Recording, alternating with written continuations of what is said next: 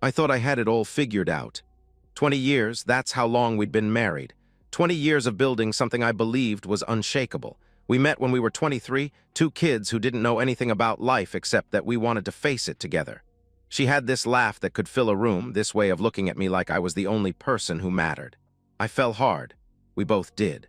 The wedding came fast, 6 months after we met. Everyone said we were rushing, that we were too young, that we didn't know what we were doing.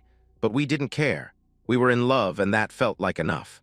Then came the kids. First our son, 17 now, tall and quiet like me.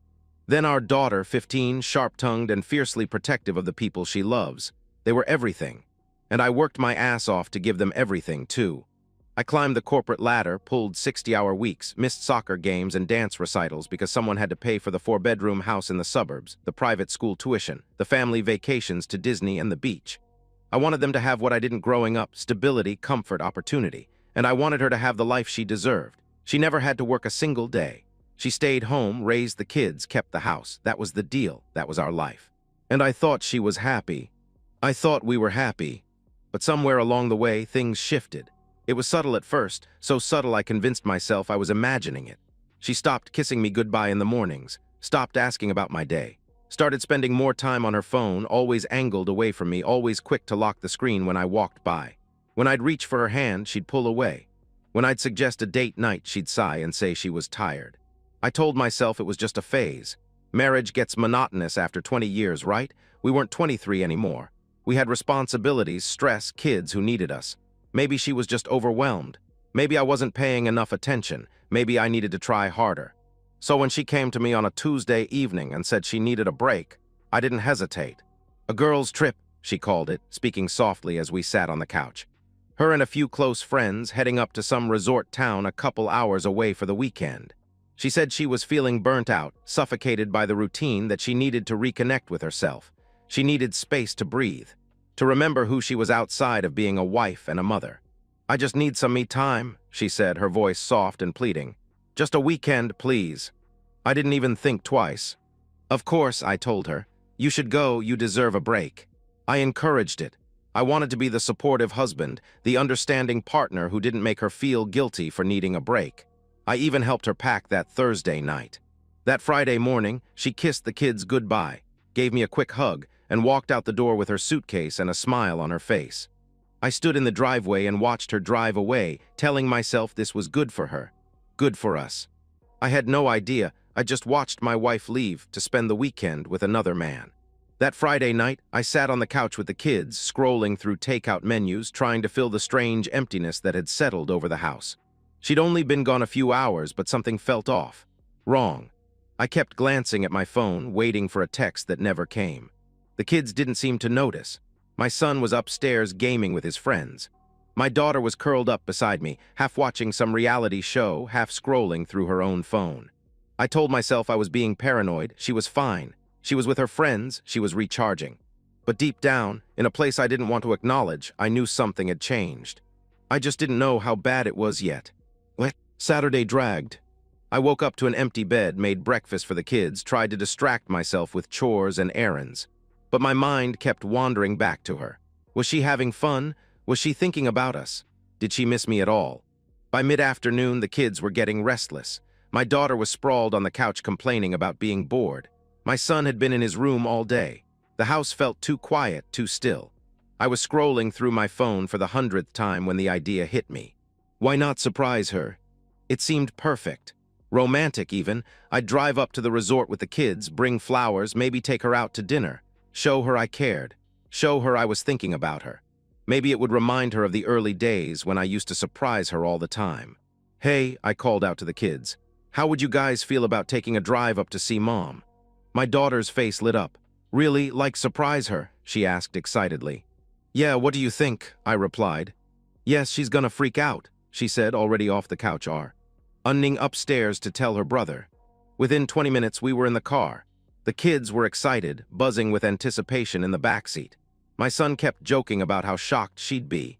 My daughter was already planning what she'd say when she saw her. I felt good, proud even. I was doing something thoughtful, something unexpected. I was being the kind of husband who didn't take his wife for granted. The 2-hour drive passed quickly. We talked, laughed, listened to music. For the first time in weeks, things felt normal, like we were a family again. We pulled into the resort parking lot around 5 o'clock. The place was upscale, stone facades, manicured gardens, a lobby with floor-to-ceiling windows that overlooked a lake. I parked near the entrance and turned to the kids. "Wait here for a second," I told them. "Let me find out what room she's in and then we'll go surprise her." They nodded, still grinning. I walked through the sliding glass doors into the lobby. Soft jazz played overhead. The lighting was dim and warm, designed to feel intimate, luxurious. I scanned the space, looking for the front desk when I saw her. She was standing near the bar, with a man. At first, I didn't process it. My brain couldn't make sense of what I was seeing. Maybe it was one of her friend's husbands. Maybe they'd all decided to bring their partners last minute. Maybe. Then she leaned into him. His arm slid around her waist, pulling her close. She tilted her head up toward him, smiling in a way I hadn't seen in months. And then she kissed him. Not a polite peck, not an accidental brush of lips. A real kiss. Deep, familiar. The kind of kiss that comes from intimacy, from history, from something far beyond a drunken mistake. The world stopped. I couldn't hear the music anymore. Couldn't hear the conversations around me. All I could hear was the sound of my own heartbeat pounding in my ears, loud and violent, like it was trying to break through my chest. My fists clenched. My vision narrowed. Every instinct in my body screamed at me to move, to charge across that lobby, to rip him away from her and destroy him, to make him feel a fraction of the pain that was tearing through me in that moment. I took a step forward. Then I heard my daughter's voice behind me. "Dad," she called out. I froze. I turned around. She was standing in the doorway, my son right behind her, and they'd seen it. Both of them. Their faces said everything. My daughter's eyes were wide, filling with tears. My son's jaw was clenched so tight I could see the muscle twitching. "Dad," my daughter whispered again, her voice breaking. "That's Mom." Something inside me snapped. Not into rage, into something colder, sharper, more focused. I pulled out my phone, opened the camera, and started recording. My hands were steady. I zoomed in just enough to capture her face, his face, the way their bodies fit together, the way she laughed at something he said. 30 seconds. That's all I needed. Then I turned to my kids. "Let's go," I said quietly. My daughter grabbed my arm. "Dad, wait, we should," she started to say. "We're leaving now," I cut her off. I didn't look back. I walked out of that lobby with my head high and my jaw set, my kids trailing behind me in stunned silence. The 2-hour drive home was the longest of my life. My daughter cried quietly in the backseat, her face pressed against the window. My son stared straight ahead, saying nothing, his hands balled into fists on his lap. I gripped the steering wheel so hard my knuckles turned white, my mind racing with images I couldn't unsee. Her, him, the kiss, the smile, the ease of it all like I didn't exist, like 20 years meant nothing. When we finally pulled into the driveway, I turned off the engine and sat there for a moment, staring at the dark house. Then I looked at my kids in the rearview mirror. "I'm filing for divorce," I said quietly. "I'm not letting her do this to us." My daughter wiped her eyes and nodded. My son looked at me, his voice low and hard. "Good," he said. "What?" I didn't sleep that night. While my kids were upstairs, my daughter crying herself to sleep, my son locked in his room with his headphones on, I sat in my home office with my laptop open and my mind on fire. She was still at the resort, still with him. She had no idea I knew, no idea I'd seen her, no idea the clock had just started ticking on the end of her comfortable life. And I was going to use every second of her ignorance to my advantage. First, money. I logged into our joint bank accounts, the ones I'd been depositing my paychecks into for 20 years. Every dollar in there had come from me. My work, my sacrifice, my 60-hour weeks and missed family dinners. She hadn't contributed a cent. I transferred everything, every last dollar, into a new account in my name only, checking, savings, the emergency fund, gone. Then I moved to the credit cards. I called each company, removed her as an authorized user, canceled Ev. Every card she had access to. Within 2 hours, she was financially cut off. If she tried to buy so much as a coffee Sunday morning, the card would decline. I wanted her to feel it immediately. I wanted her to panic. Second, legal protection. I wasn't going to make a single move without covering myself. Early Sunday morning, before the sun came up, I called a divorce attorney a colleague had recommended, someone known for being ruthless and thorough. I left a message. He called me back within an hour. "I need an emergency consultation," I told him. "Monday morning, first thing." "What's the situation?" he asked. My wife's having an affair. I have video evidence, and I want full custody of my kids, I answered. There was a pause, then he replied, I'll see you at 8 a.m. I spent the rest of Sunday documenting everything. I uploaded the video to a secure cloud folder. I wrote down the timeline, when she left on Friday morning, where she went, who she said she was with. I pulled up our financial records, showing years of me supporting her while she contributed nothing. I screenshotted her text messages from Friday morning, the ones where she'd told me she loved me and would miss us. Every detail, every lie, every piece of evidence I'd need to bury her in court. Sunday afternoon, I sat down with my kids. We gathered in the living room, the three of us, and for the first time since Saturday, I let myself see the damage. My daughter's eyes were swollen and red. My son looked hollow, like something essential had been carved out of him. I'm not going to sugarcoat this, I began. What you saw yesterday, that was real. Your mom had an affair, she lied to us, and I'm ending the marriage. My daughter's lip trembled. What about us? She asked softly. I'm going to fight for full custody, I told her.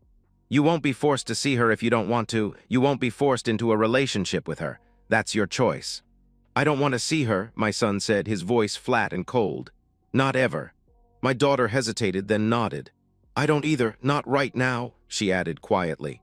I pulled them both into a hug. They held on tight, and for the first time since this nightmare started, I felt something other than rage. I felt purpose. I was going to protect them, no matter what it took. All weekend, her phone stayed silent. No calls, no texts, too busy with her lover to check in on her family. But Sunday night around 9 o'clock, my phone finally rang. Her name lit up the screen. I stared at it for a long moment, letting it ring. Then I answered. Hey babe, she said brightly, her voice cheerful, like nothing was wrong. Just calling to say hi, I miss you guys, how are the kids? My jaw tightened. I could hear the lie in her voice, the performance. I kept my tone calm, measured. I'm glad you're having fun, I replied. Because I brought the kids up there yesterday to surprise you.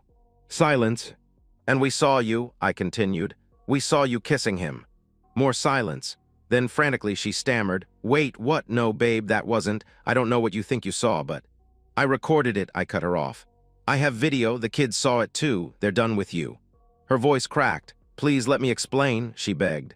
There's nothing to explain, I said coldly.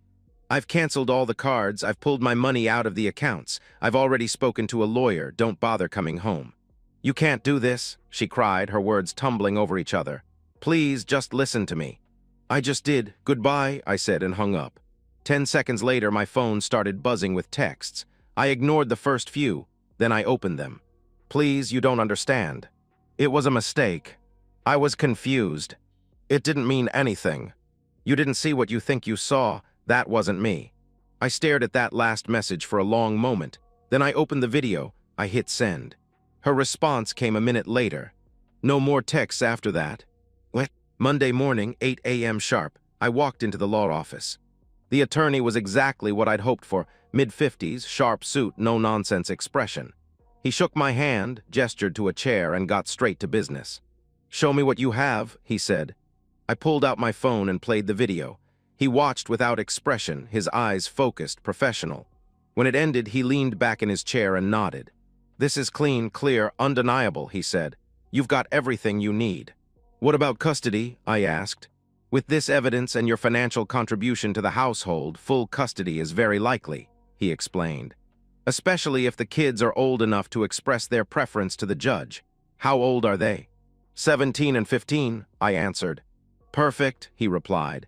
At those ages, their voices carry significant weight. If they don't want to see her, the court will respect that. Relief washed over me. How fast can we move? I asked. I'll file the paperwork today.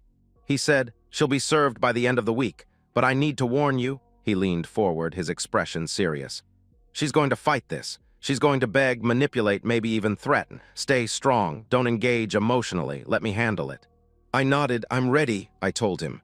That evening, I was in the kitchen with the kids when the front door opened. She walked in around 6 o'clock, looking like she'd been through hell. Her hair was a mess. Her eyes were red and swollen. She'd clearly driven straight back from the resort after realizing her cards didn't work and her bank accounts were empty. The three of us were sitting at the table, eating dinner. No one looked at her. Please, she said, her voice trembling. Please let me explain. I didn't turn around. I didn't even look up from my plate. "There's nothing to explain," I said flatly. She took a step closer. "It was a mistake. I was stupid. I don't love him. I love you. I love this family," she pleaded. My daughter looked up at her, and for the first time I saw real anger in her eyes. "You kissed him, Mom," she said sharply. "We saw you." My wife's face crumpled. She reached for my daughter's hand. "Sweetie, please," she began. My daughter pulled away. "Don't touch me," she said coldly. My son kept eating, his eyes fixed on his plate, refusing to even acknowledge her presence. She turned to me, desperate now. "What do you want me to do?" she asked frantically. "I'll do anything. I'll go to therapy. I'll cut him off completely. I want a divorce," I interrupted, my voice like ice. "I've already filed. You'll be served the papers by the end of this week." Her breath hitched. "You can't take my kids from me," she protested. "They don't want you," I stated. "Ask them yourself." She looked at my daughter, then my son. Both of them refused to meet her eyes. "Get out," I said quietly. "Where am I supposed to go?" she cried. "I don't have any money. You took everything." I finally turned to look at her. "You should have thought of that before you decided to mess with someone else," I said bluntly. The bluntness of it shocked her into silence. She stood there, trembling, mascara streaking down her face, looking like a stranger. "This is cruel," she whispered. "No," I replied quietly. "This is justice." She left that night. I heard later she stayed with one of her friends, one of the same friends who'd been on the girls' trip. But within days, word spread. The friend's husband found out about the affair and was furious his wife had enabled it. My wife was kicked out again. She tried calling her lover. He blocked her. Turns out he was in it for the thrill, not the consequences. She was alone. The divorce was finalized 4 months later. I got full custody. The judge listened to my kids, heard their voices, their pain, their choice, and ruled in my favor. She was granted supervised visitation, but only if the kids agreed to see her. They didn't. She lost the house, lost the lifestyle, lost everything she'd taken for granted for 20 years.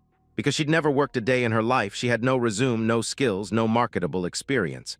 She ended up in a small apartment an hour away, working as a cashier at a grocery store. Minimum wage, no benefits, no safety net. Her friends distanced themselves. Her family was disappointed. Her lover had vanished the moment things got real. She'd become a cautionary tale, the woman who threw away a good marriage for a weekend fling. Meanwhile, I focused on my kids. We started family therapy. My daughter slowly began to heal, though some nights I still heard her crying in her room.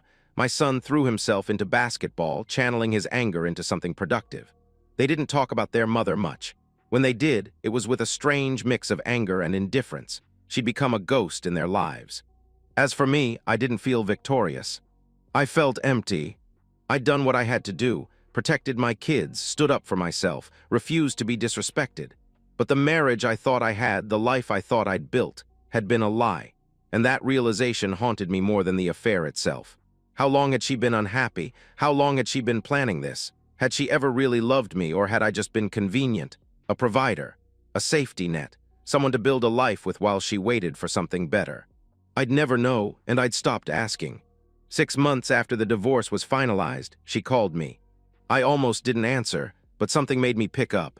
Her voice was small, broken.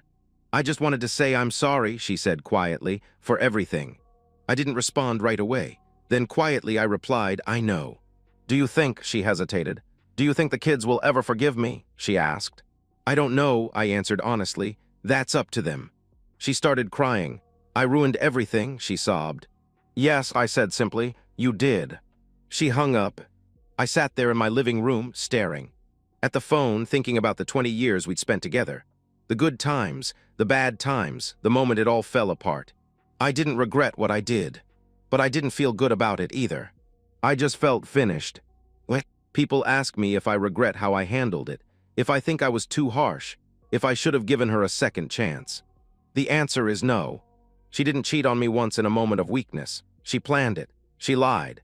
She packed her bags, kissed our kids goodbye, and spent a weekend with another man. And when I caught her, she didn't confess. She denied it. She gaslit me. She only admitted the truth when I showed her the video. That's not a mistake, that's a choice. So no, I don't feel bad. I protected my kids. I protected myself. And I made sure she understood that actions have consequences. She lost everything because she gambled everything. And she lost. I'm not the villain in this story. I'm just the man who refused to be a fool. I don't know if I'll ever trust anyone again. Maybe I won't. Maybe this broke something in me that can't be fixed. But I know one thing, I'll never let anyone disrespect me like that again. And neither should you. If someone shows you who they really are, believe them. Don't make excuses, don't rationalize, don't convince yourself it'll get better. It won't. Some bridges once burned can never be rebuilt, and some people don't deserve a second chance. I learned that the hard way, but I learned it. And so, we've reached the end of today's story. Was it what you expected, or did it take a twist you didn't see coming? I'm curious to hear your thoughts. Share them in the comments below, and let's get a conversation going. If this story kept you hooked, make sure to hit that like button. And if you're new here or just haven't subscribed yet, now's the perfect time to join our community. I bring you fresh, captivating stories every day, so click that subscribe button and turn on notifications so you never miss out. Thanks for watching, and I'll see you in the next one.